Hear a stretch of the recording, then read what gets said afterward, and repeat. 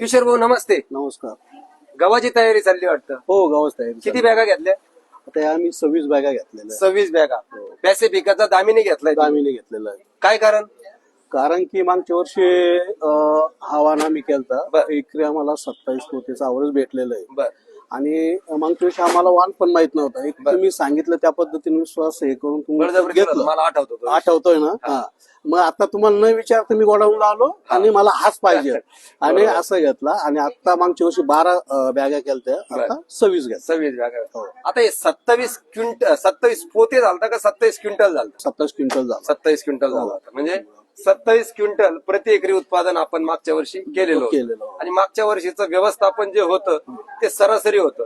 परंतु आता तुम्ही आल्याबरोबर सांगितलं आपल्याला 31 क्विंटलचा जादुई आकड्याचा विक्रम तोडायचा आहे आणि त्या अनुषंगाने खत व्यवस्थापन तुम्ही या ठिकाणी लिहून घेतलेलं आहे. ऑर्गॅनिक कार्बन त्या रानामध्ये ज्याला आपण मुळातच अति उत्पादनक्षम असणारं ते रान आहे आणि त्याला खत व्यवस्थापनाची जोड तुम्ही देताय. हो. बियाण्याचं बीज प्रक्रिया करताय तुम्ही. बरोबर. बीज प्रक्रियेसाठी घेतलंय तुम्ही स्ट्रायगो ट्रीट आणि त्याच्या जोडीला वार्डन एक्स्ट्रा. बरोबर. खताची मात्रा टाकताय 14-35-14 एकरी 100 kilo, 25 kilo zinc soluble bacteria पुढे फुकताय. त्याच्यानंतर आंबवणीला 45 किलो युरिया, बरोबर. 4 किलो मायक्रोरायझा टाकणारे आणि तिसऱ्या पाण्याला पुन्हा एकदा 45 किलो युरिया, 50 किलो 20-20 आणि 25 किलो मायक्रोन्यूट्रंट बरोबर. असं एकत्रित डोस देऊन 3 फवारण्यांची मानसिकता तुम्ही या मानसिकता ठिकाणी व्यक्त ठेवलेली केलेली आहे. तोच वाण मागील वर्षी खरेदी केला होता ज्याचं उत्पन्न त्यांनी 27 क्विंटल काढलेलं होतं. 31 क्विंटलच्या पुढे जाण्याची तयारी यावर्षी सुरू केलेली आहे.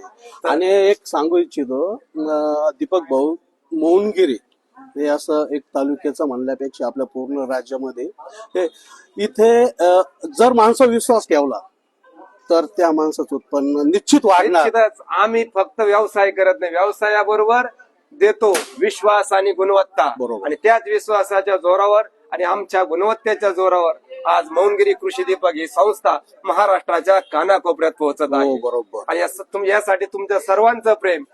ग्राहक तुम्हाला चांगले रिझल्ट मिळाले का तुम्ही तुमच्या पाहुण्याला सांगतात, त्यांना चांगले रिझल्ट मिळाले की ते त्यांच्या 4 पाहुण्यांना सांगतात.